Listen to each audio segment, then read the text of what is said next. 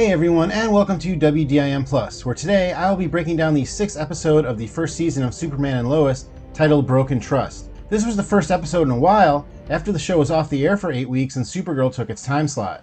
At the time, the studio stated that it was because the series had to stop and start filming again due to the COVID outbreak, and in fact the series is still shooting scenes to air later this season.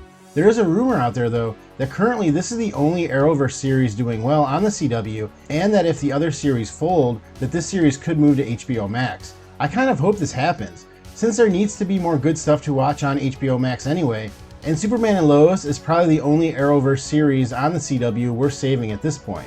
I really liked how this show started, and was kind of bummed out that I had to wait so long to watch more of it, especially in a time where a lot of series get released all at once. But this first episode back was pretty good, as it had some great action and a modest amount of development for the two Kent sons, as well as the ongoing story with Lois that now involves Captain Luthor. The series so far has done a good job having multiple ongoing plot lines, and still finding time to develop each during almost every episode. One storyline that I think is being looked over that could end up being a total game changer for the show is the one involving Morgan Edge and Lana Lang, and as I get into the episode, I will go into that a bit more later on. If this is your first time here at WDIM Plus, my name is Eric, and I break down movies and TV shows here weekly like Superman and Lois, so please subscribe and hit the bell so YouTube knows to let you know when they come out. Also, I have another channel named What Did I Miss, or WDIM for short, where I go over sci-fi movies and series, and I have put a link in the description at the end of the video for you to check that out if you'd like. The last episode before the hiatus ended on a cliffhanger, with Tag Harris, who now has some form of super speed, attacking Jordan and demanding answers from him about what happened. As they fight, Jordan is able to take a punch, but is still badly hurt, another sign that while he has powers, they are still developing. He also starts to experience a loud ringing in his head, which is probably his super hearing developing as well. I may be wrong, but it seems like Jordan's powers develop stronger, not only when Jonathan is there, but when Jordan is physically attacked in some way. Almost like he is able to absorb the kinetic energy his body feels and have it activate his powers. In a prior video, I guessed that Jordan was developing powers because Jonathan was around, but now I think that it may be a red herring set up by the writers. And if so, it was a good job because it got me. But now I think that it's actually the more hits that Jordan takes, the more that he will develop his powers. Probably not a good idea to have Jordan play football if that is the case, and I will get to that too here in a little bit. Jordan is able to signal his dad and Superman arrives to capture Tag. He is able to get away from Clark after he accidentally almost causes a train derailment.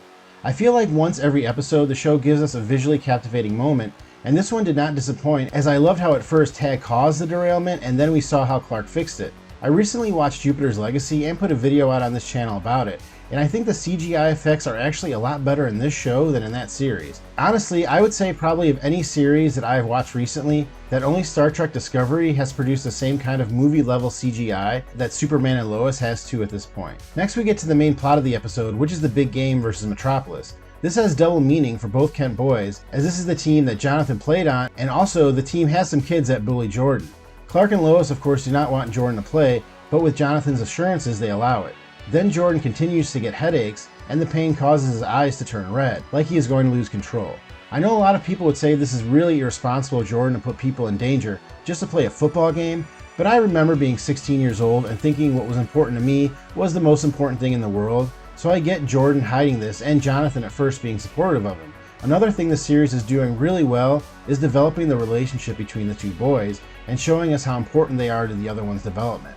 I do think that eventually one will break bad, and I know that everyone thinks it will be Jordan, but this is what makes me think it could actually be Jonathan. But I would love to know what you think about this. Do you think the show will eventually turn the brothers against each other?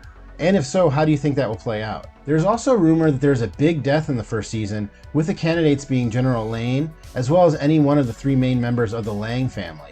If it is Sarah and one of the boys is seen to be responsible by the other, or if their father is seen to be responsible, I could definitely see that changing their relationship in a big way. Another thing I think the show is doing is setting up Lana Lang to have superpowers, and that theory took a big step forward when she was hired by Morgan Edge. I thought it was interesting how Edge's interest in Lana mirrored his interest in the mine. As with his purchase of the mine, he seems to be out to help people, but really he only wants the X-kryptonite that is buried within. Similar to how he is so appreciative of what Lana's husband did for him, but Edge passed him over because he is really only interested in Lana, which he sees as a resource that he can acquire through his relationship with her husband. Clark also tries to show Jordan how to use his powers by hitting a giant log in the basement of the farm. Once again, the show tries to make it seem like it is because Jonathan is there that Jordan can manifest his abilities. But if you notice, Jordan is only able to throw a good punch after he throws a bad one and hurts his hand. If my theory is correct, it was the kinetic energy he absorbed when he hit his hand that allowed Jordan to leave a mark in the log after punching it, not the presence of Jonathan. The big game arrives and the worst high school football coach ever puts Jordan in on offense just to hit someone,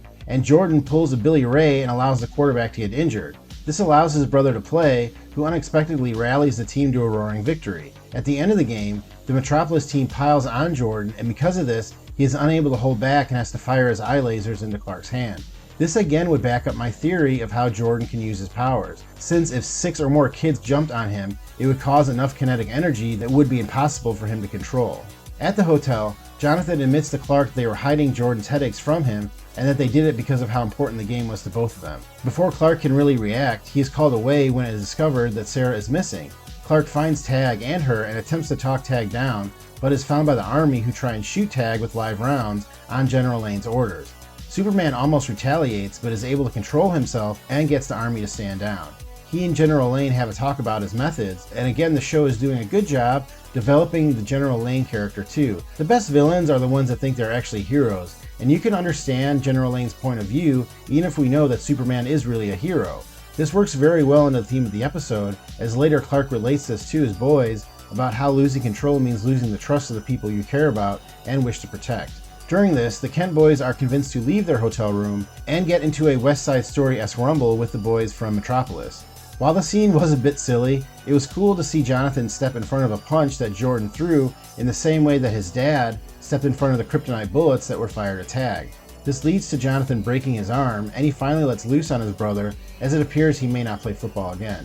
I think the football stuff was the worst part of the episode, but I do think it still allowed for some great growth between the brothers. I don't believe that either Kent boy will be playing football going forward, or that Clark will be coaching, so that may just be something the show does not reference again. The B plotline of the episode has to do with Lois learning more about the mines owned by Morgan Edge, with some help from someone she knows as Marcus Bridgewater, but we know as Captain Luthor.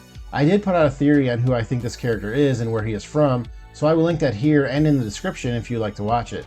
But it doesn't take Lois long to realize that this man is not a reporter and definitely has some ulterior motive, but before she can question him, they are attacked by Leslie Larr.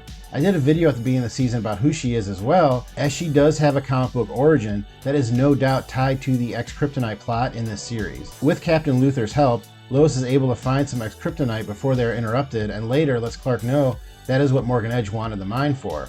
All in all, I thought this was a good episode to get us back into the series, although I did think some of the kids' football scenes were cringy, and I'm glad we will not be going back to them again. I think going forward, the two storylines that I am most interested in are what is going on with the X-Kryptonite and will the brothers become enemies. Both may be storylines that encompass a large portion of the series, and I'm really looking forward to where they go.